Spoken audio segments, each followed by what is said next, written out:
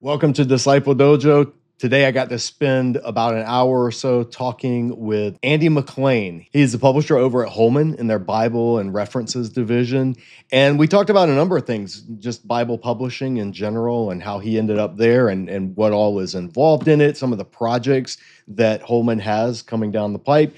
And one of the ones that I and many of you were most excited to hear about is Holman's publishing of the Baker Illustrated Study Bible. It's going to be coming out next spring. We talked about this, about how it went from Baker to Holman, why that decision was made, what to expect in it, as well as a few other, I think, pretty cool resources that he mentioned that I'm excited to be able to share with you in the coming weeks and months here at Disciple Dojo. So it was a wonderful discussion, just sitting and talking about nerdy publishing Bible stuff. I know a lot of you that watch this channel, you are into that. And so if you enjoy this episode, and if you haven't already, would love for you to subscribe to the channel. Tap the notifications icon, like, comment, share, all that kind of stuff. But subscribing, enabling notifications, that really helps us out. And it helps us to continue to do more episodes like this and get more resources on the radars of Disciple Dojo viewers. All right, enjoy this discussion with Andy McLean of Holman Publishers.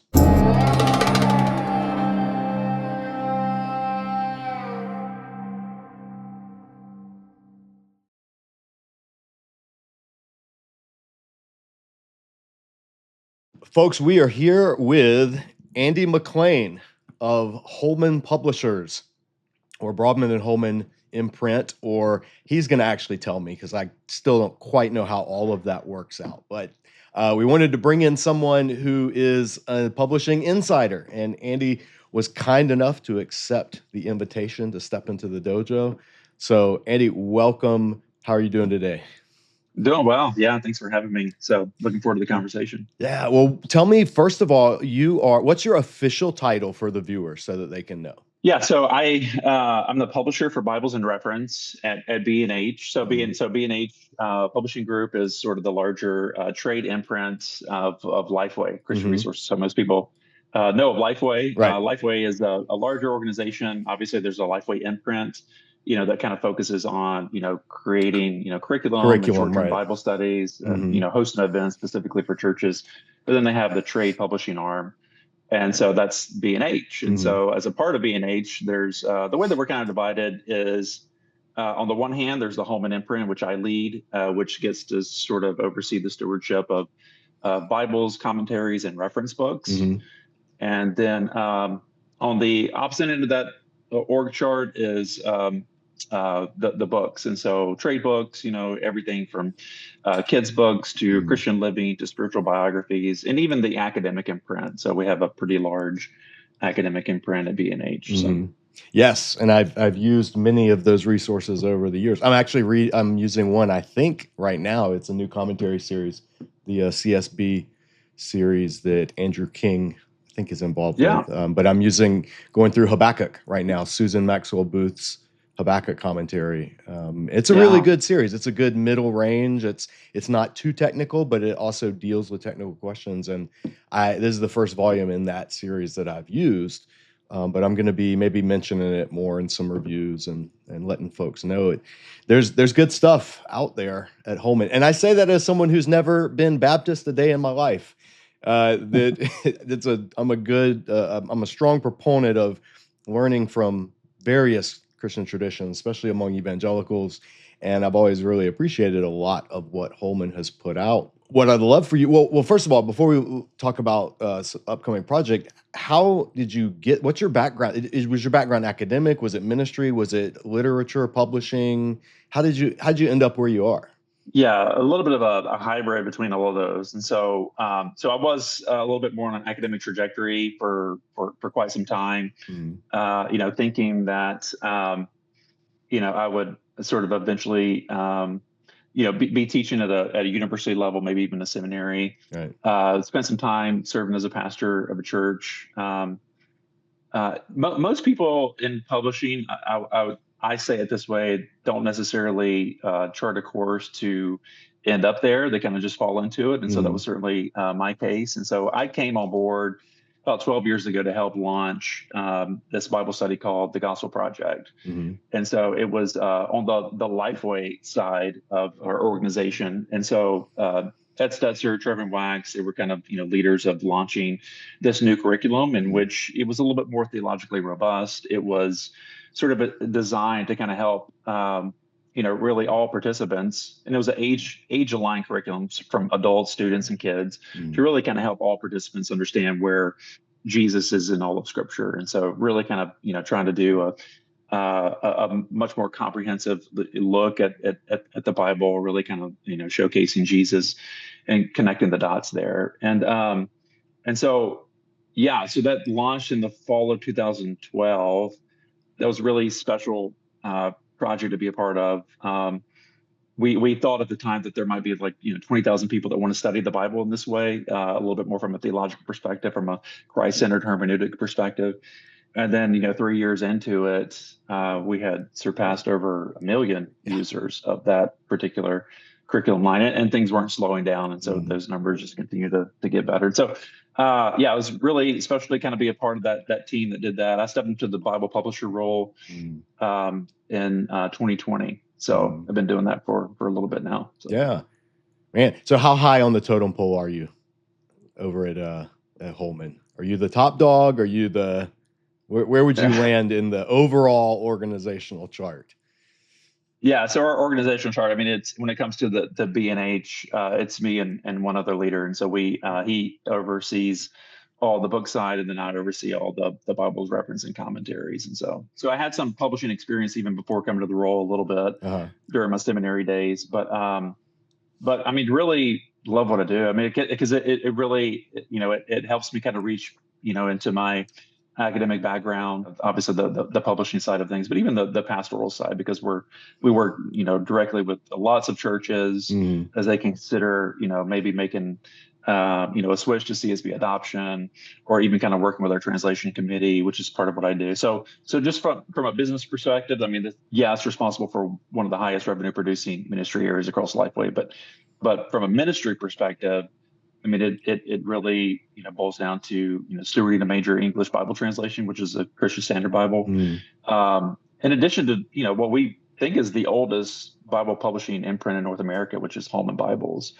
And so there's just a lot of, so it's not lost on us just what a privilege it is. Right. I mean, when you think about it, there's only like a handful of Bible publishers.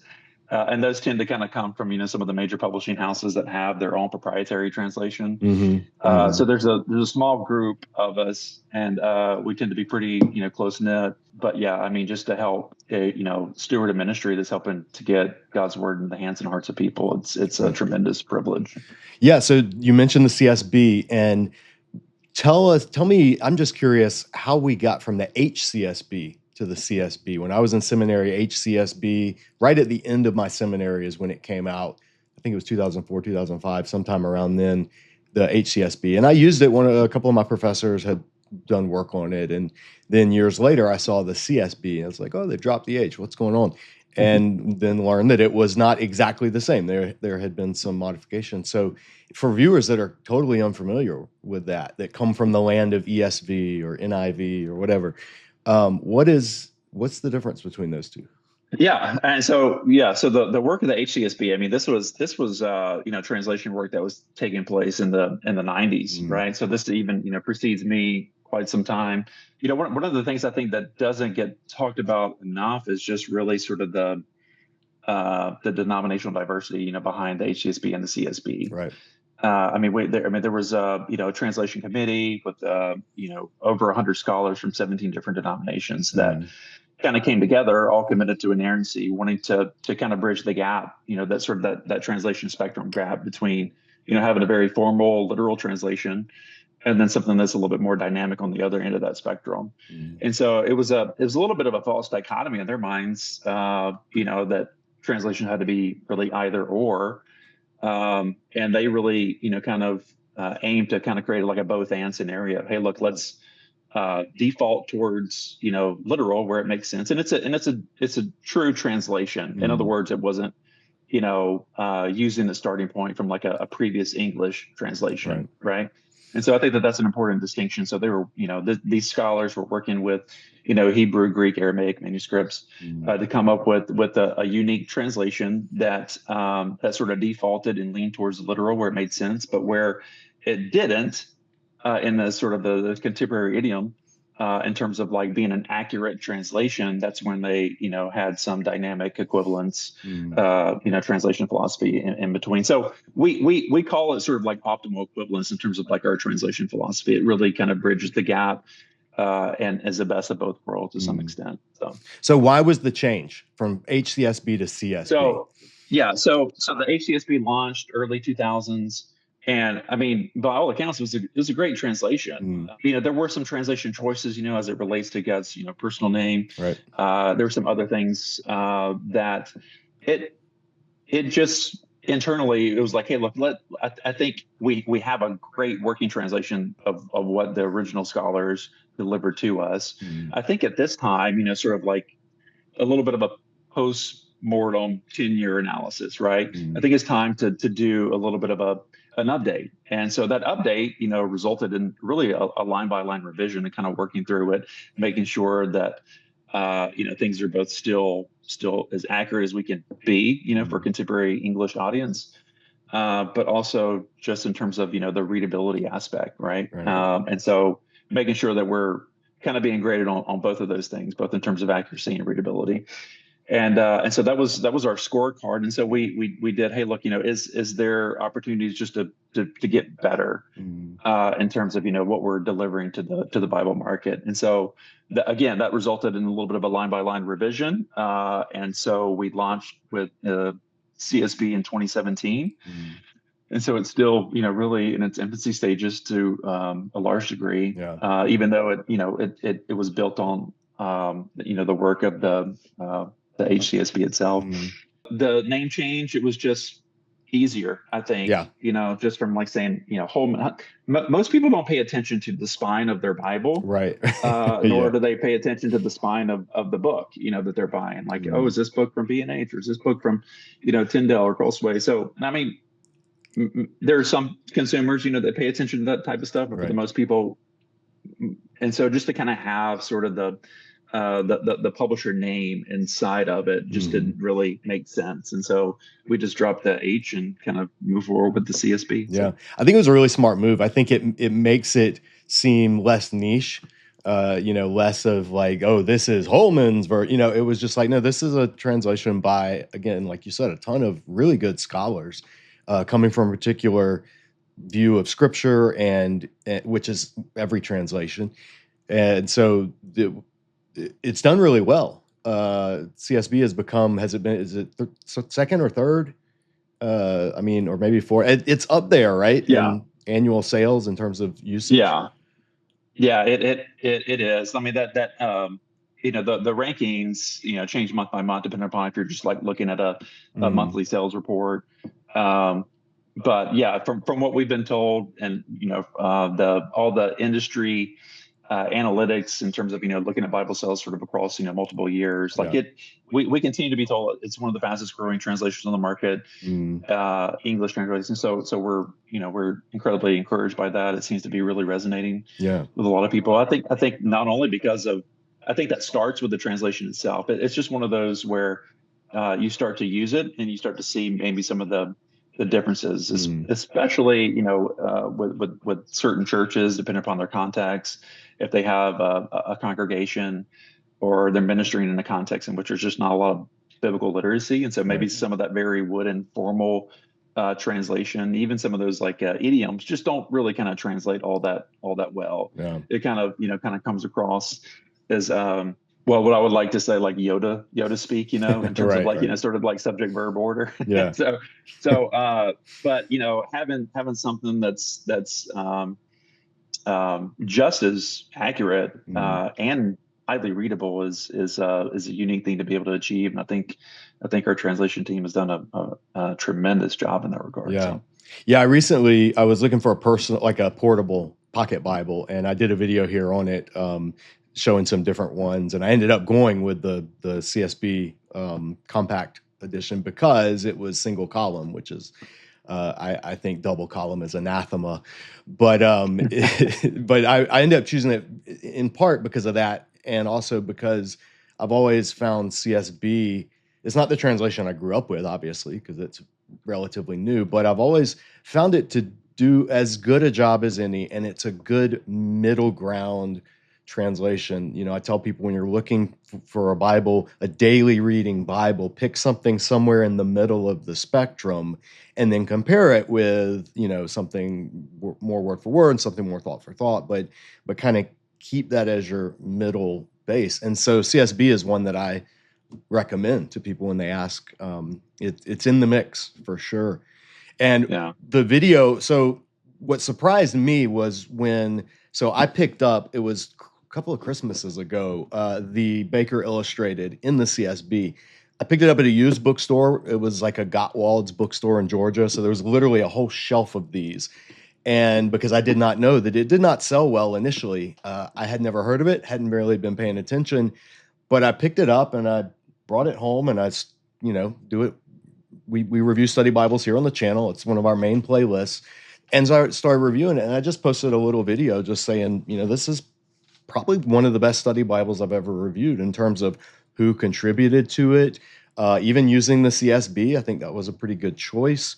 Although, the more translations any study Bible is available in, the better for people who are wedded to a particular translation. But it was just, it ticked all the boxes. And so I did a review on it, posted it, and it blew up. Like, that review was like, people started asking me, "Oh, it's out of print. Did you?" And I was like, "Okay, well, get it on eBay." Like there, and it became crazy to the point where one of the VPs over at Baker called me and said, "We're getting inundated with emails about reprinting, republishing this thing, and we're trying to figure out if that's financially feasible or not." And he told me about some of the other resources, and I've tried to get those out in front of people, but there's just been this clamoring. And then when it was announced that it was coming back into print, but Holman would be publishing it, I believe in spring of next year.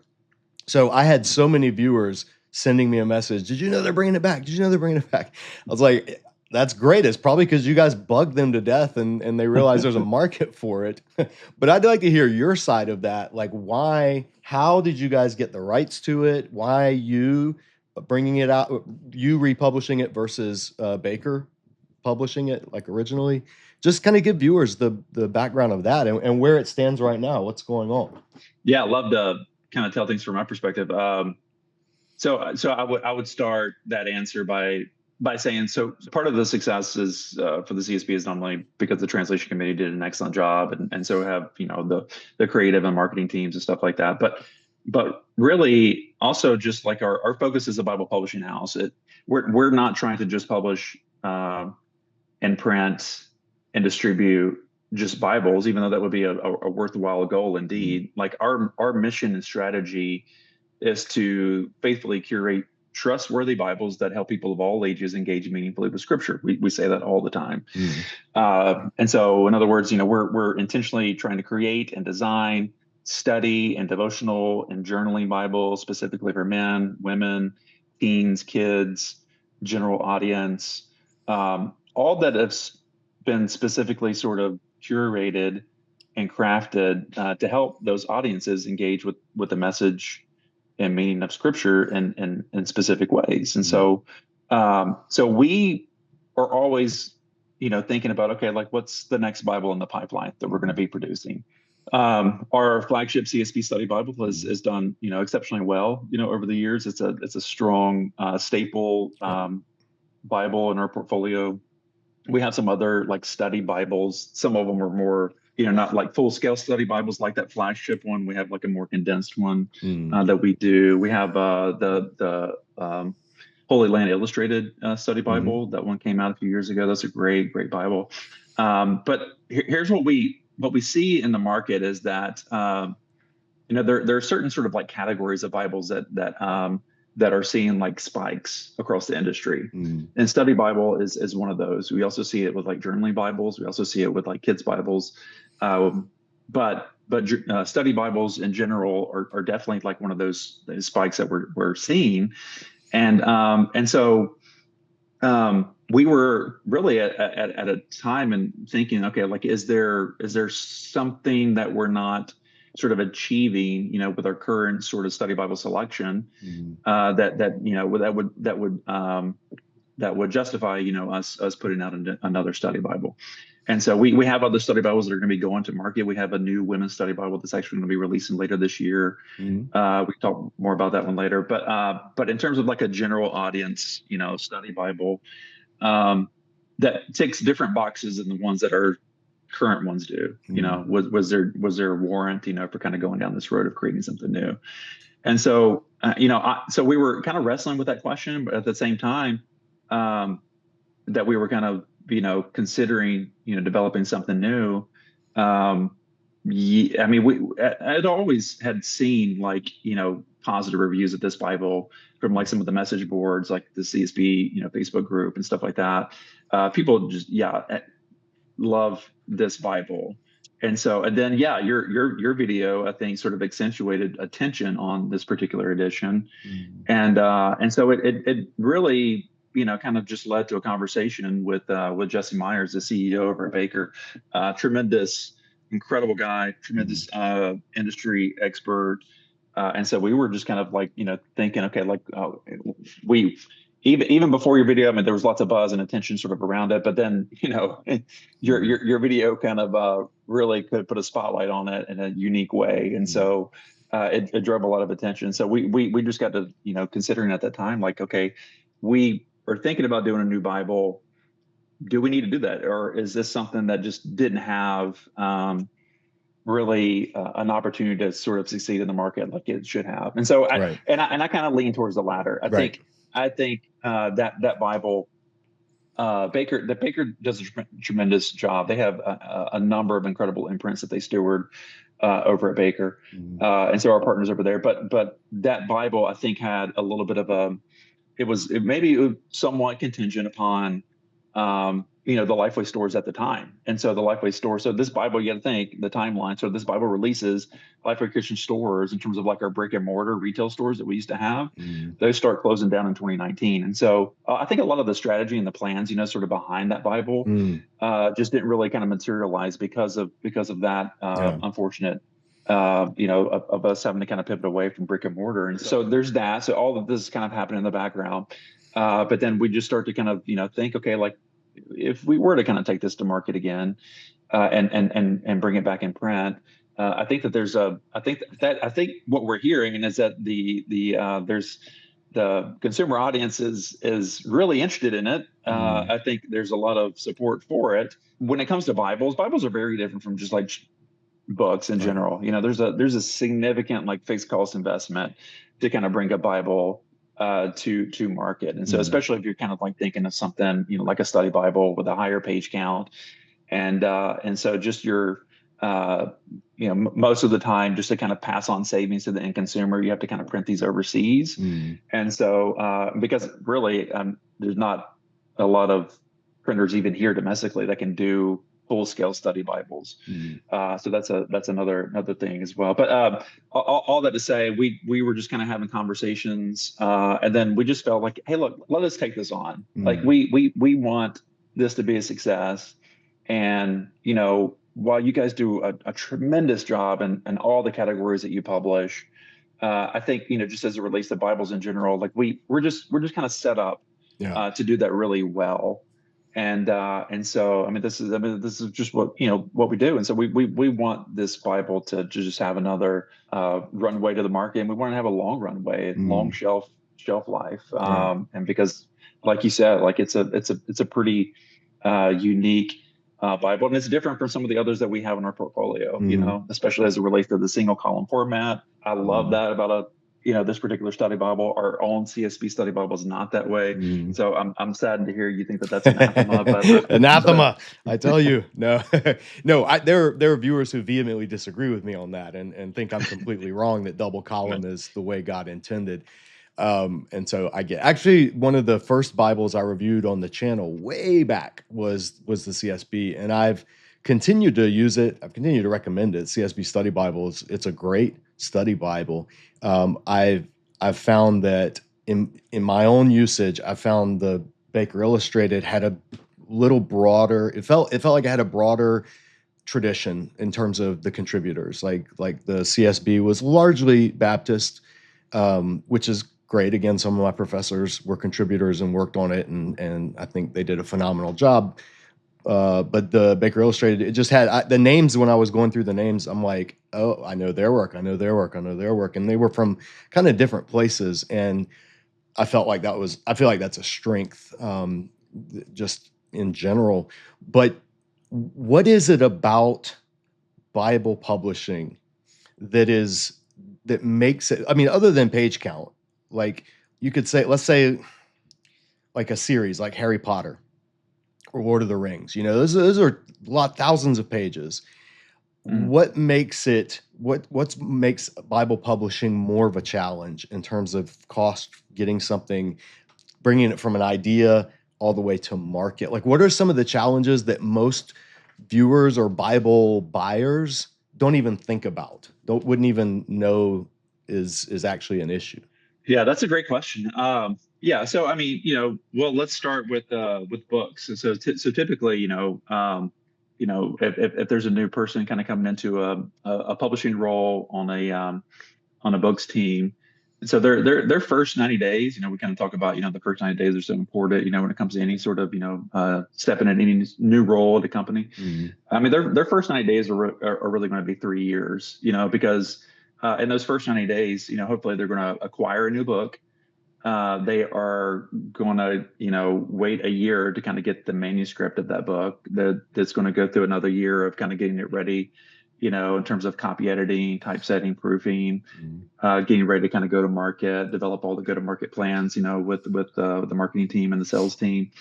And then all that's going to happen in year 2. And then really you need to let it live out there for a year before you can really kind of do any sort of like postmortem analysis on how the book performed in the industry, right? So that's just like high level, book talk, right? And so 3 years to kind of get a full sense of really the scope of work, of what it means to kind of be like an acquisitions editor for a book publishing house.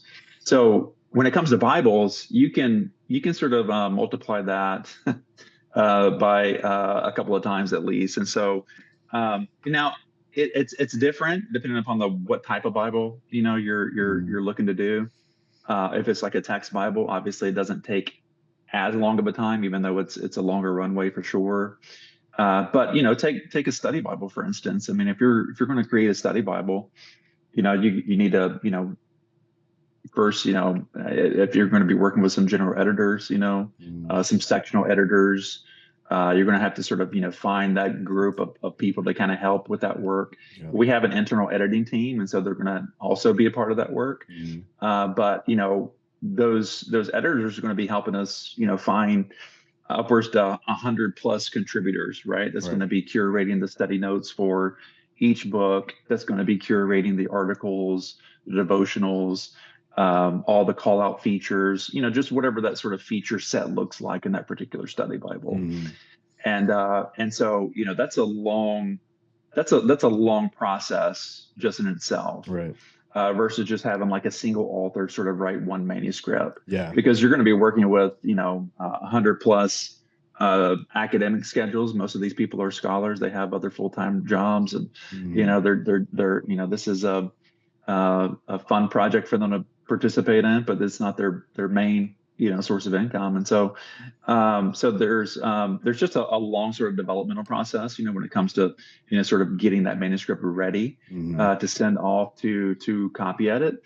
And so, but the copy edit once we even get to that stage, that's going to be much longer, just because of the word count associated with the study Bible versus like a typical trade book. Yeah.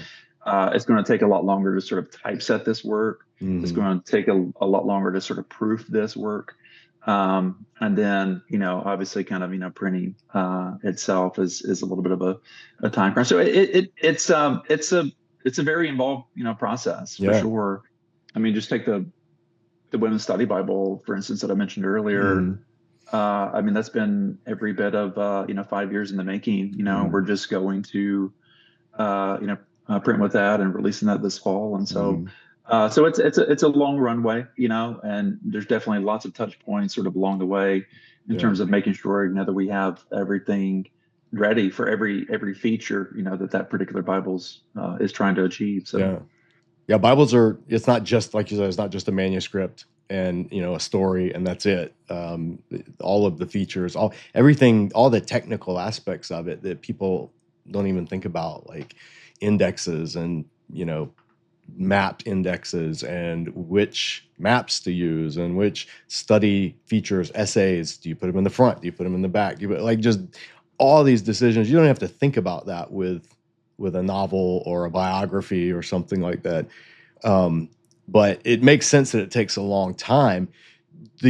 Now with the Baker Illustrated, that you guys acquired that, so the bulk of that is already done. Are there any tweaks that viewers can expect? Is it going to be largely the same? Is it going to be exactly the same? Is it going to be, what can you tell us, and for people who are watching this and have already pre-ordered and are anxiously awaiting it next year? Yeah. So I mean, there's some small tweaks, and so obviously, even as it relates to sort of the design element, with the packaging. Obviously, if you look at sort of the current packaging, which I think is online right now, I mean, you can see that the design's been updated, even from a packaging standpoint. There's a little bit there's still connective tissue, between sort of like the original version with sort of the diamond design patterns, but it's just kind of been freshened up a bit. And so we're excited about that. We think it looks really, really great. We'll have to retypeset it just because it's we'll be updating sort of the typeface that we're using. So we have a new typeface called Optimal Type that's going to be hitting a lot of our Bibles next year. And so we'll probably see more about this in the upcoming year for sure. But it's a new proprietary typeface that we have.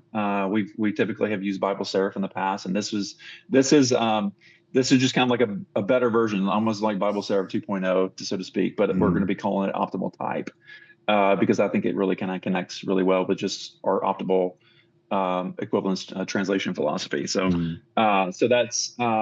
So it'll be updated there. In terms of like the content, I mean, there's been, just a review, there's been some updates in terms of just like small changes. And so I think at one point, there was like, hey, look, we need to be consistent, as it relates to, the completion of the temple, and the fall of Jerusalem. I think that there was like, one instance that said like 515, another instance is 516. So, just like nothing substantive. It allows us to kind of move a little bit of a quicker pace, because it's a manuscript that is pretty polished, even though there's been some light editorial changes just kind of made throughout. So yeah, no, that's great. That's good to hear. That's good to hear for people that have been wanting to get this Bible. I saw that they were selling on eBay for $600 to $900 at one point, which I was like, okay, clearly there's a market if people are that wanting that much to get their hands on it. So I know a lot of people are really excited that they'll finally be able to get their hands on it. And I'm going to put a link in the video description to the pre-order page, so that folks that are interested in this can know where to pre-order it.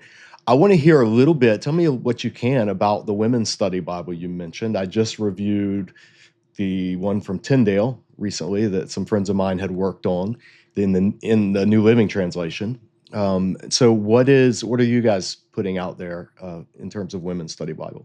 Yeah, I'll send you a copy. I'd love for you to review that when the time comes. And so, I mean, it really is. I mean, it's a new study Bible for women, with a new generation of women scholars, honestly. And so, I mean, that's kind of like the way that we've.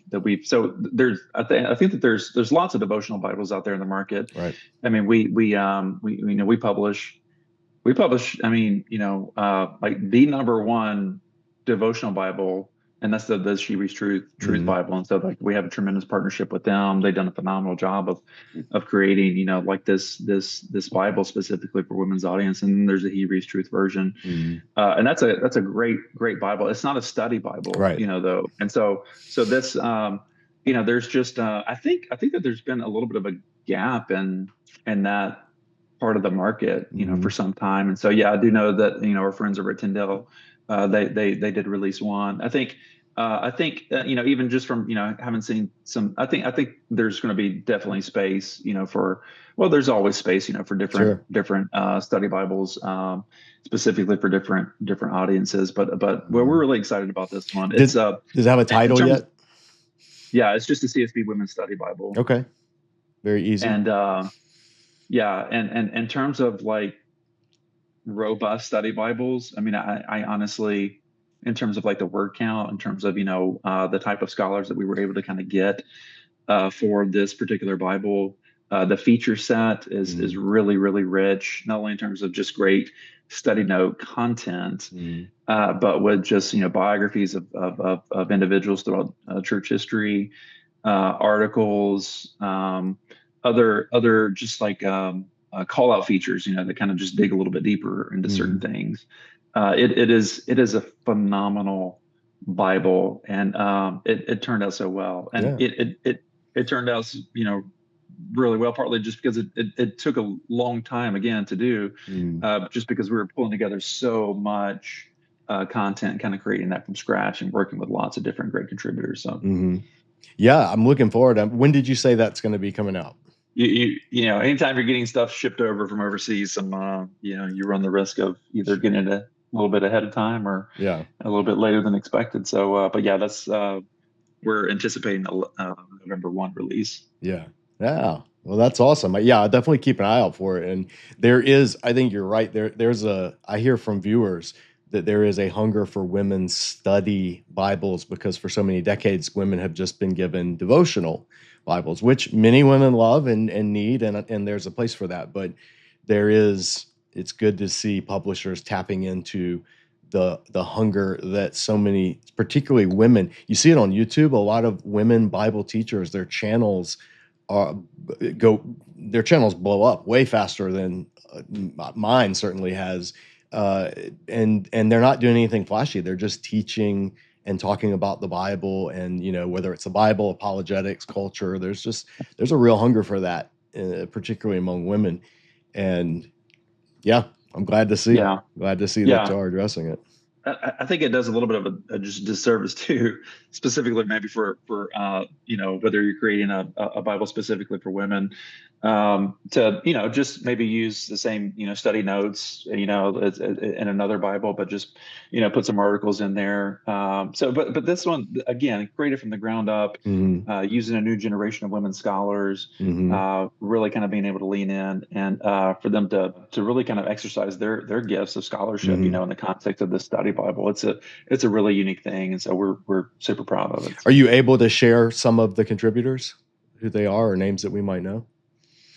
Oh goodness, yeah. If you give me a minute, but yeah. I So don't put you on the spot. I'm just there's curious. so many. There's so many of them. So We've had a number of female scholars on here on the channel, and it's exciting when I hear about some of their work. So I'm looking forward to seeing who the list of contributors are and whether or not I'll have friends on that list, because it's always fun to see stuff that people I know have worked on, and there's a growing number of women scholars, particularly Old Testament.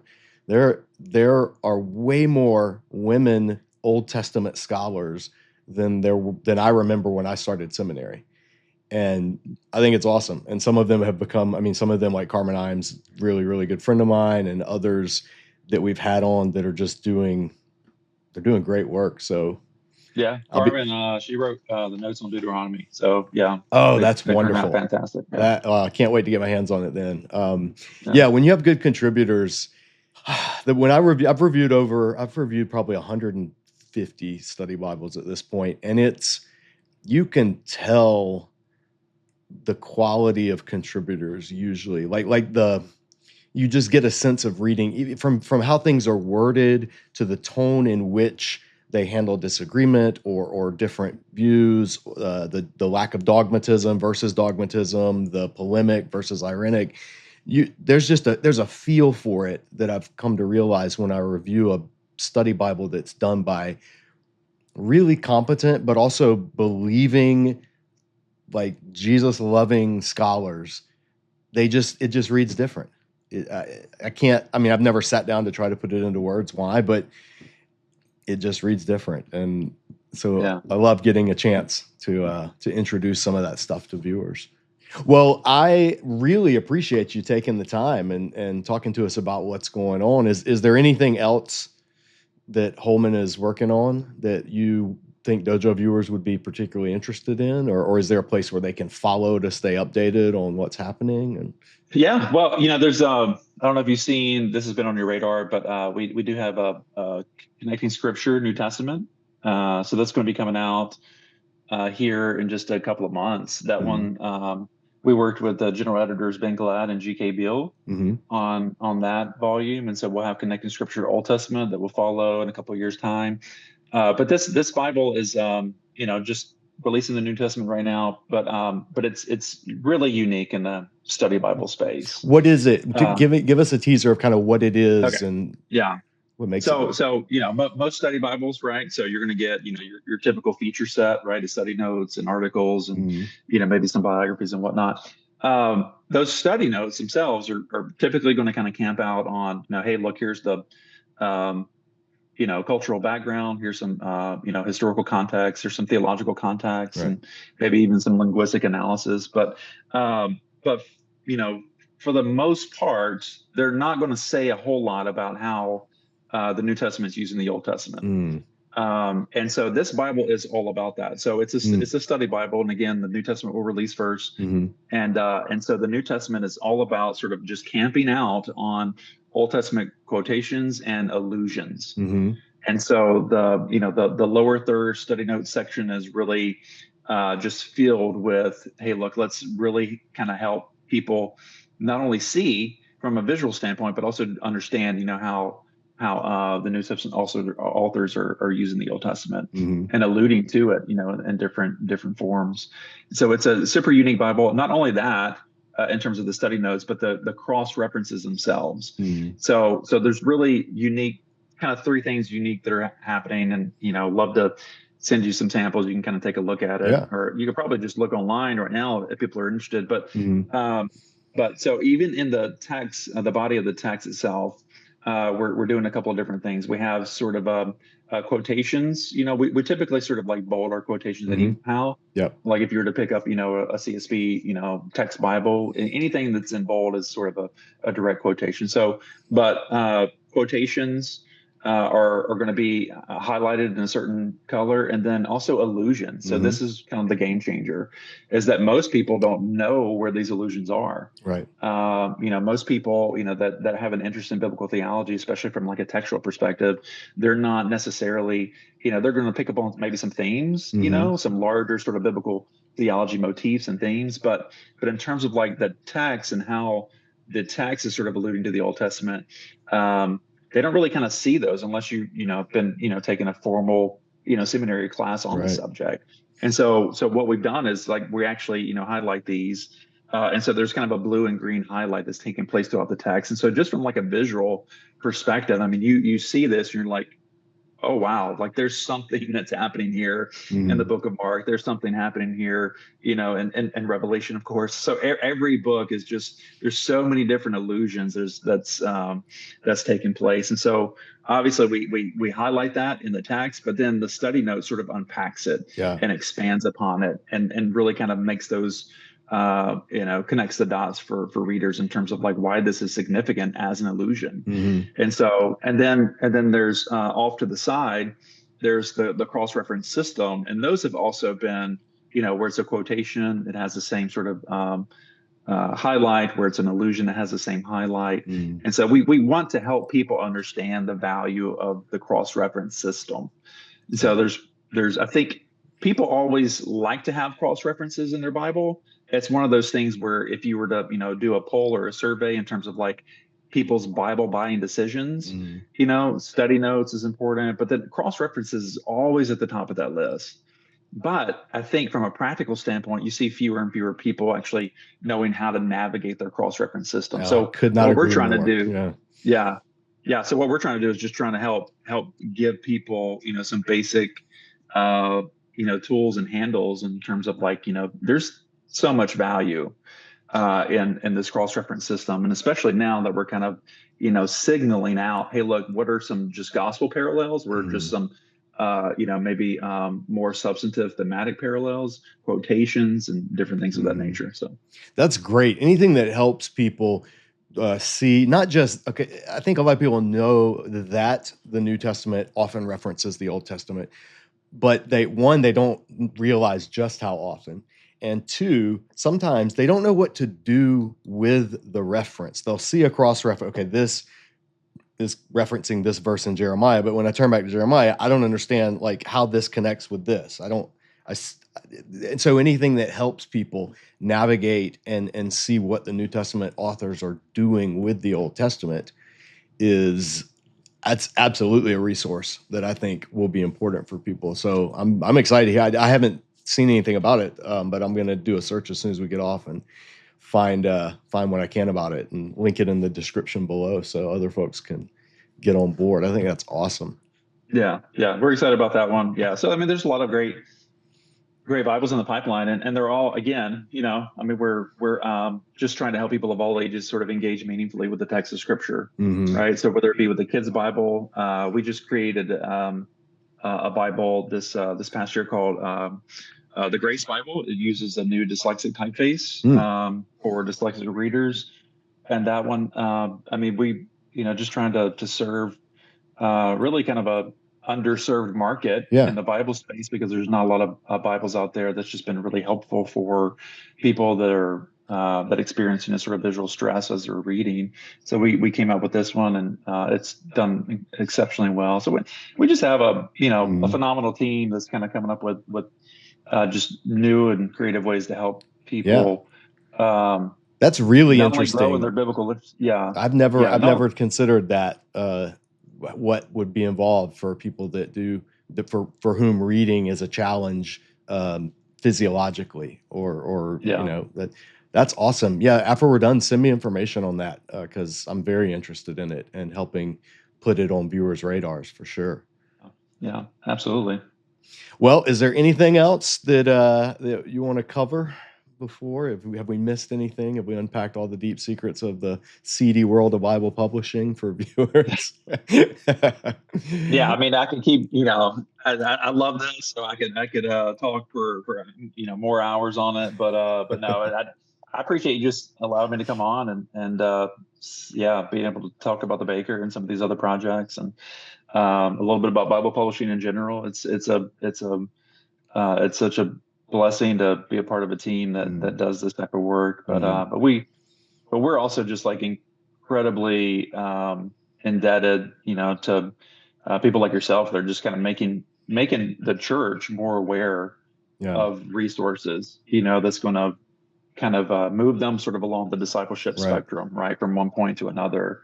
Different Bibles kind of help us at different points in sort of our discipleship journey. I mean, that's certainly been true for me, and so there's just we have an abundance of riches when it comes to just Bibles across the industry to kind of help kids and women and men and just general audiences kind of grow in their not only biblical literacy skills, but hopefully in their love for God as a result of understanding His Word at a deeper level. But honestly, it's just people like yourself that are just making the church and more aware of these resources. And so thank you for that. Yeah, well, it's a sea of resources out there, and sometimes it's a sea that's hard to navigate.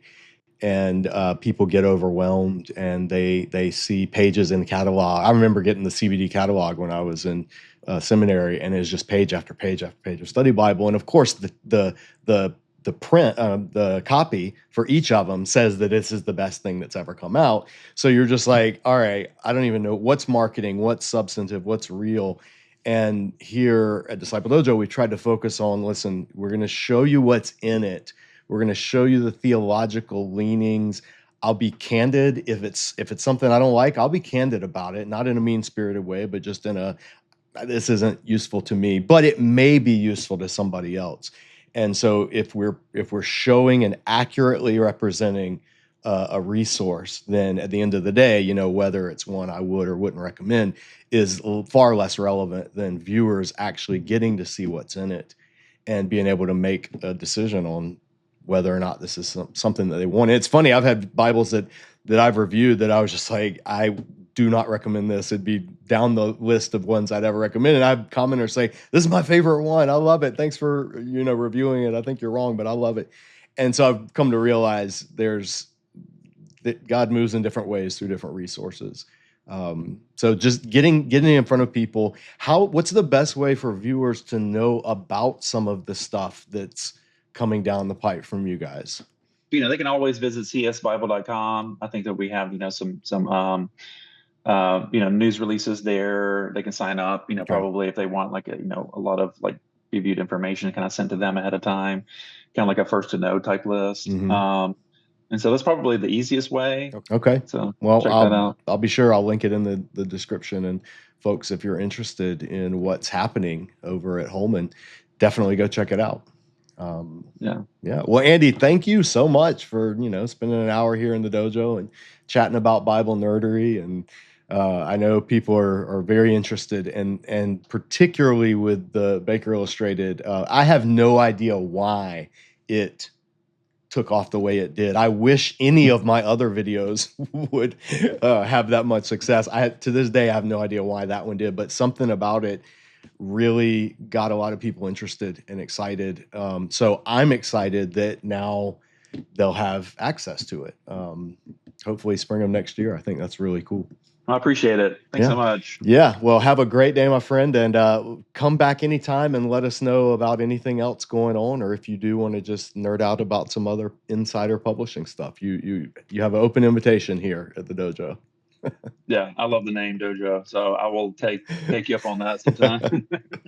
I appreciate it. Thanks so much, man. Again, I want to thank Andy for coming on and spending some time with us this afternoon.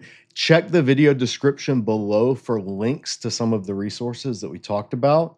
And if we do have Andy back on sometime, let me know in the comments below. What questions would you like to ask a Bible publisher? What's something you've always wondered about? What are some products you would be interested to know more about, or some things you'd like for us to discuss? Let me know those in the comments section below. That'll do for now. Thanks for watching. We'll see you next time back here at Disciple Dojo. And in the meantime, as always, keep training.